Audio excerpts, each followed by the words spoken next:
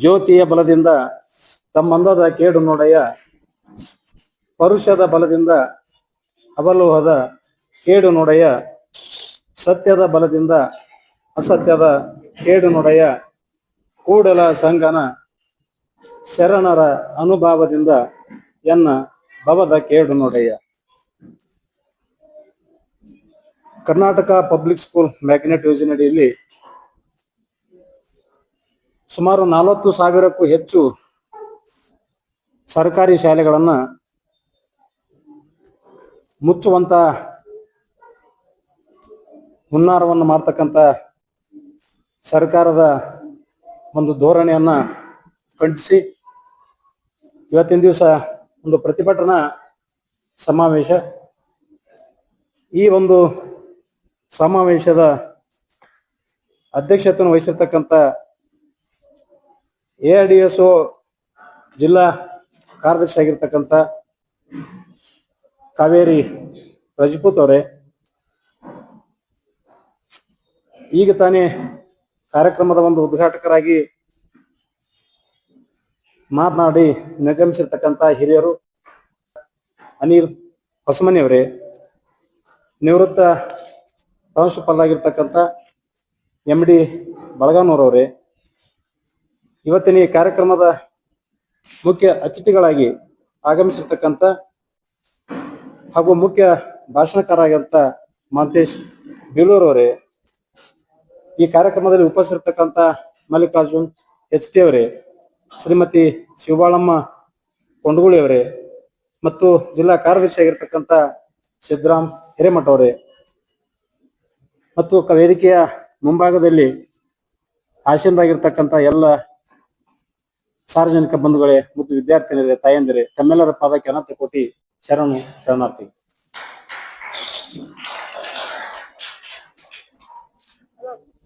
ಈ ಸರ್ಕಾರಗಳಿಗೆ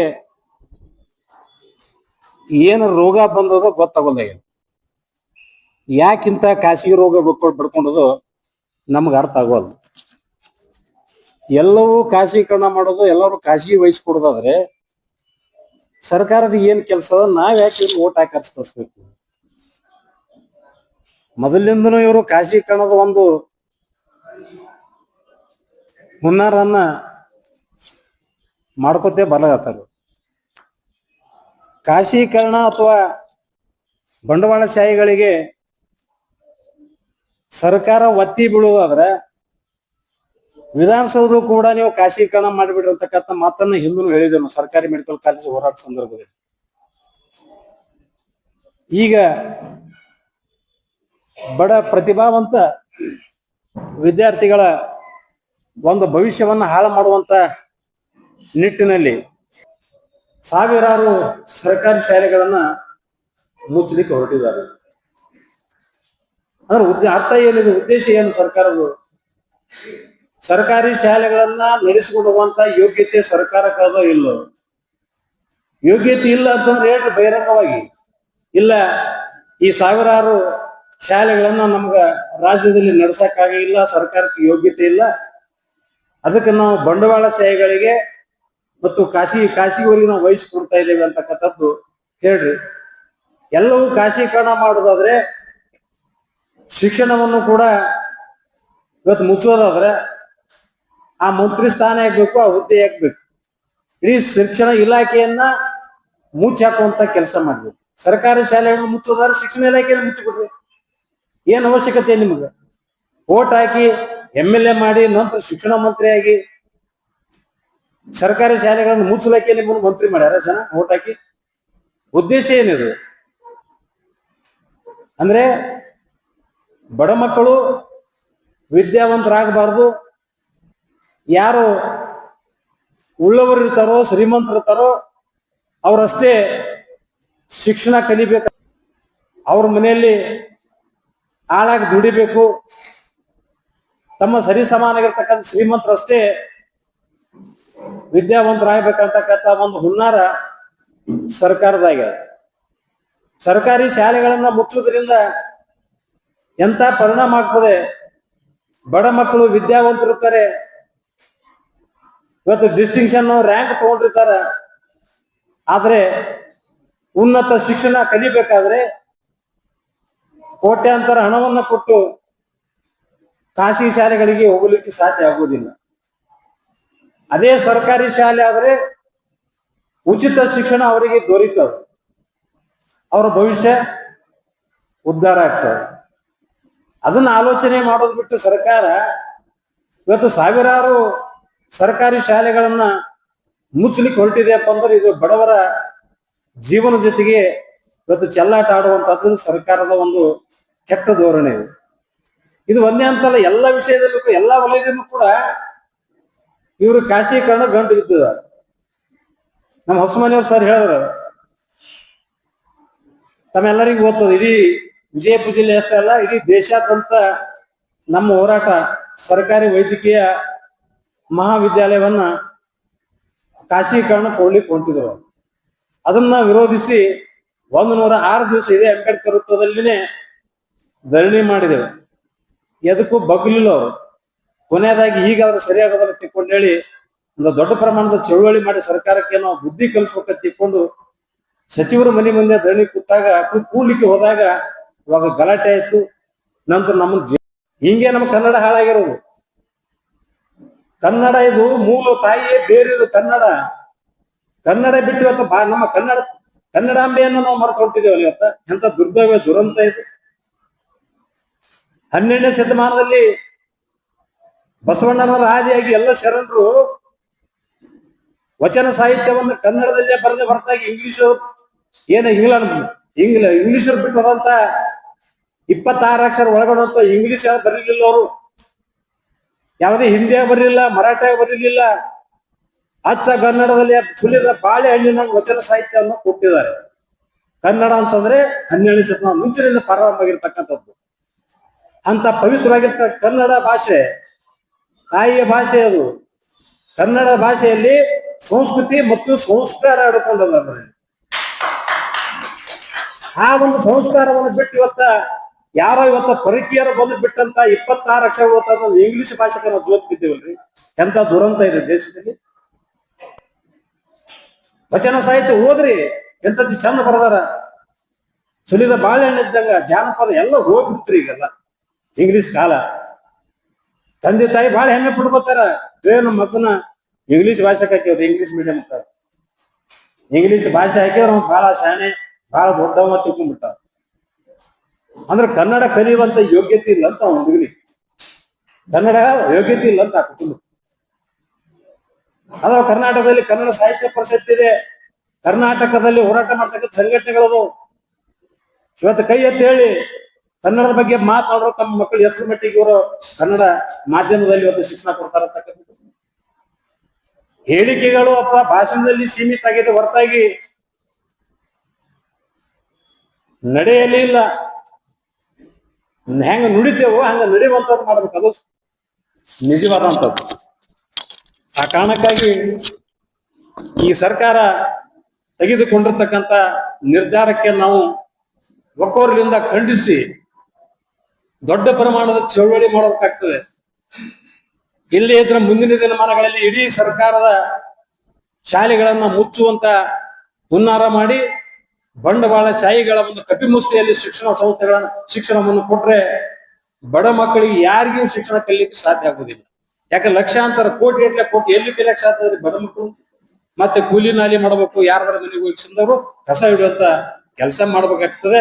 ಆ ಕಾರಣಕ್ಕಾಗಿ ಇವತ್ತು AIDSO ನೇತೃತ್ವದಲ್ಲಿ ಒಂದು ಪ್ರತಿಭಟನಾ ಸಮಾವೇಶ ಒಳ್ಳೆಯ ಒಂದು ಆಲೋಚನೆ ಇದೆ. ಸಾಮಾಜಿಕವಾಗಿ ಜನಪರ ವಿದ್ಯಾರ್ಥಿಗಳ ಪರವಾಗಿ ನಿರಂತರ ಈ ಸಂಘಟನೆ ಹೋರಾಟದ ಮೂಲಕ ಸಮಾಜವನ್ನ ಜಾಗೃತಗೊಳಿಸುವುದು, ವಿದ್ಯಾರ್ಥಿಗಳನ್ನು ಕೂಡ ಜಾಗೃತಗೊಳಿಸುವಂತ ಕೆಲಸದ ಜೊತೆಗೆ ಮತ್ತು ಸರ್ಕಾರವನ್ನು ಕೂಡ ಎಚ್ಚರಿಸುವಂತ ಕೆಲಸ ಈ ಒಂದು AIDSO ಸಂಘಟನೆ ಮಾಡ್ತಾ ಇದೆ.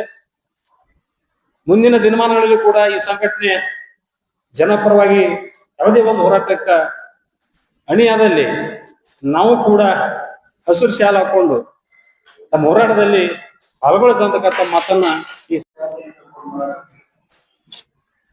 ಆದ್ರೆ ಎಷ್ಟು ಬಸ್ಗಳನ್ನು ಬಿಡ್ತಾರೆ, ಪ್ರತಿಯೊಂದು ಊರಿಗೆ ಒಂದು ಶಾಲೆ ಬಸ್ ಇದು ಹೆಂಗಂತಂದ್ರೆ ಆರಂಭಿಸ್ಬಿಡ್ತಾರೆ ನಮ್ಮ ಸರ್ಕಾರಗಳು ಏನ್ ಮಾಡ್ತಾರಂದ್ರೆ ಸ್ಟಾರ್ಟ್ ಮಾಡ್ತಾರ ಬಟ್ ಅದನ್ನ ಕಂಟಿನ್ಯೂ ಇಟ್ಕೊಂಡು ಹೋಗುವಂತ ಉದಾಹರಣೆಗಳು ಆಗ್ತದೆ.